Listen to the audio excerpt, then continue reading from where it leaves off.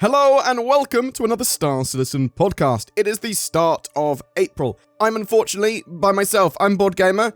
Zinnia is off for a little while until she isn't blurg. She had her appendix out. I foolishly said she can have as much time off as she needs, so she'll be back potentially later this week. Feel free to leave any get well messages down below and I will pass them on, or at least go, look at this video, Zin. Look how many people want you back for the podcast. The Star Citizen April Fools this year was absolutely fantastic. That is going to be the first thing I talk about. The MISC Raptor. So it's a street sweeper, and it's fantastic because they put so much effort into this. There's a fake sales page, there's a little video. It is great work. It is very funny. It's a $50 fake video. There are arranged little skins for it as well, and they've even talked about it sort of literally cleaning up the dirtiest places in the verse, and I actually think we're going to see this street sweeper in-game, because it looks like an in-game asset, right? It looks like, actually, they've made something that NPCs can use to clean streets. But yeah, the MISC Raptor, it goes even deeper than that, because CIG basically leaked and faked some stuff about it in the in-game files to trick data miners. It also had a little teaser.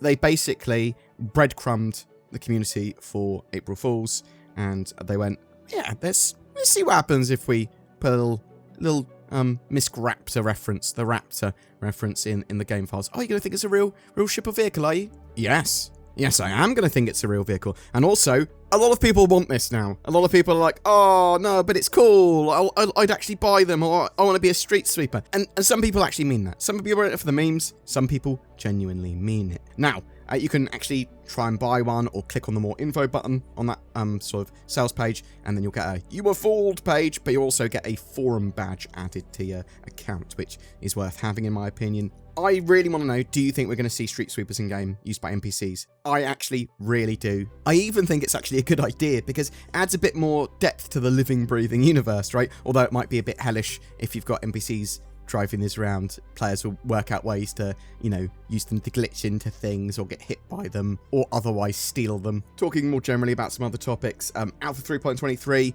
the EVOCATI testing for that's going pretty well, although it's a super meaty patch, and we haven't had the first wave PTU yet. It's still in the EVOCATI build. They still haven't got all the features in for testing in the EVOCATI build. So, is it going to be a bit delayed? Is it going to be like into May?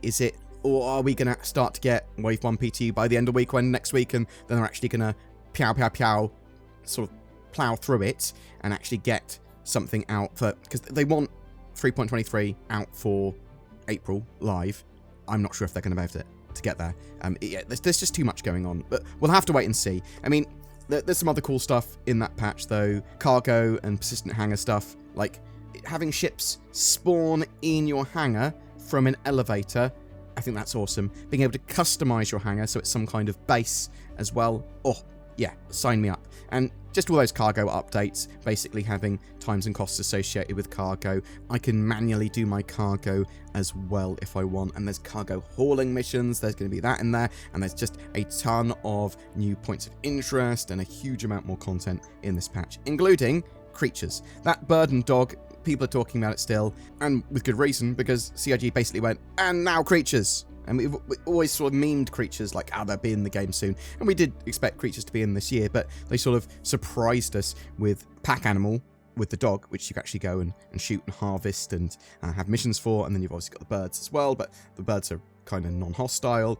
They're still harvestable. I do think it's quite possible that Cloud Imperium over the next couple of major patches are going to get more and more creatures in the game as well now. They've obviously got the ability to put them in.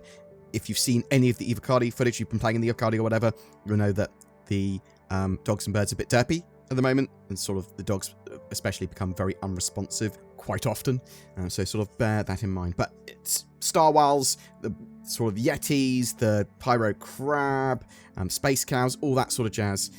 They're coming. And I suspect a lot of that will be in game later this year. And we're going to see loads more other silly animals, almost certainly. People still talking a lot about sniper rifle glint for the 8x scopes for sniper rifles. I understand what people mean. You're like, it's not realistic or whatever. CIG are putting it in for balance at the moment. That stuff could change in the future. See what happens. There are ways around it. Use a 4x scope on your sniper rifle. You'll still be able to get pretty good shots, or only aim down sights when you've got your shot with your 8x, things like that.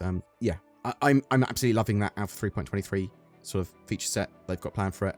Even if it doesn't make it all, even if only like 75% of it makes it into the actual initial release, I'm still going to be pretty happy with that. I mean, yeah, some of it for sure could be part of the patch cycle, but not the initial release.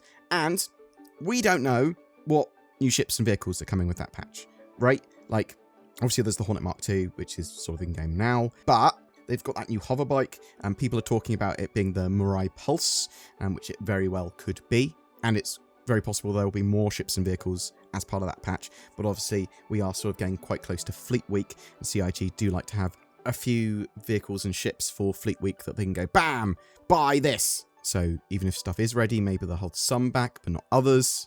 Yeah, it's a sort of interesting time because we're in that run-up to Fleet Week, but also that run-up to 3.23, and we've got that Overdrive event that's currently on, and we're expecting Xenothreat 1.2 at some point. It's certainly an interesting time. I think something else that a lot of people are excited about are more server meshing tests potentially on the tech preview build, because they really are doing some great stuff there now. Server meshing, very much a 4.0, Alpha 4.0 thing. We've got the sort of replication layer coming in 3.23, which is a big step towards that. Server meshing does work, is being tested, static server meshing anyway, and we do know that 4.0 will make good use of server meshing by having multiple servers on that's what it looks like anyway. Multiple servers on each of its then connected 2 star systems, so Pyro and Stanton connected together, potentially 6 servers in each of those star systems, maybe more, and then you sort of seamlessly move between those servers which are controlling different areas of space or planets. I'm really keen to do some more Pyro playtesting,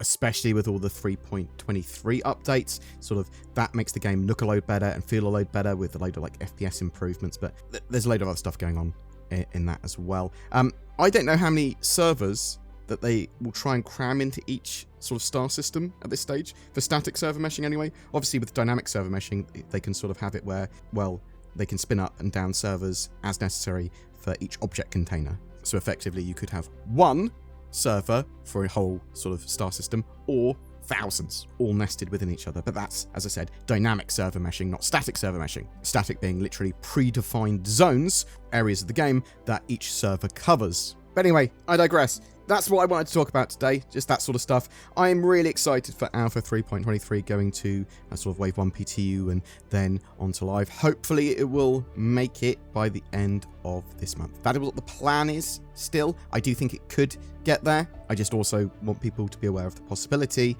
that although we might have sort of open PTU by the end of the month, maybe we won't have live. Potentially features could slip, stuff like that. So just bear that in mind. But, Star map working pretty well now, and mini maps, and there's just a ton of features. If you want to see all the features of 3.23, I've got loads of videos on that. You can even check out yesterday's video because I go into 3.23 in a lot more detail rather than sort of like the podcast ramblings that I'm doing here. Oh yeah, Sin's away at the moment, so I don't have a proper outro yet, but you should check out NordVPN. It could give you superpowers. It doesn't, but I suppose it could. If your superpower is having a more secure internet connection or being able to use it to see like Netflix from another country or something. Normally my NordVPN ads are more thought out than this. You should use the links below for that. But what do you think of all the stuff we were talking about? Are you excited for 3.23? What do you think of the April Fools? Would you love to see street sweepers moving around? Server meshing, you excited? You've been playing that on the sort of tech previews when they've been around, because I think they were Wave 2 last time, so actually quite a few people had access, and we should get the Pyro Playground with that server meshing sort of set of tests in the not too distant future. Are you looking forward to anything particular during April? Are you going to be purchasing some ships during Fleet Week? What are you expecting to come out? Are you expecting loads of ships and vehicles to come out for 3.03 or for Fleet Week or for both? Whatever your thoughts and questions, I'd love to hear from you in the comments below. Also, there's a ship giveaway. Every month we have a ship giveaway. And for this month, we're giving away a Hornet F7C Mark II, the latest combat fighter that's in Star Citizen. It's available now to buy and to use, and pew pew pew. All you need to do to be in for a chance of winning that is comment on any of my videos made during this April. I select a random comment. That person wins. Bam, you get a ship. Also, if you want to further support the channel, use the join button under my videos, or you can go to Patreon. There's links to all that sort of jazz below. If you use any of those links for Game Glass or for Tobii Eye Tracker or for NordVPN or whatever, it gives the channel some money, and that's what I want. I want the money so that I can have the biggest channel empire for Star Citizen ever, and employ Zin when, I was going to say when she's back on her feet, but I mean, she's going to be employed whether or not she's back on her feet. She can be sitting down. She can sit down for this job. That's the beauty of it. All this rambling sort of gets cut out when Zin's in charge of editing, but stays in with me. A massive thank you to everyone that supports the channel, be that liking videos, commenting on them, sharing them. There are also people that go the extra mile. These are amazing people that become Patreons or use the join button under my YouTube videos to become channel members. You'll occasionally get some exclusive content, Discord roles, and behind the scenes posts. It's those people with those memberships that allow us to make the daily Star Citizen content that we do. So please consider joining those awesome folks as well. Thank you for watching until the very end. It is genuinely appreciated, and I hope you have a great March.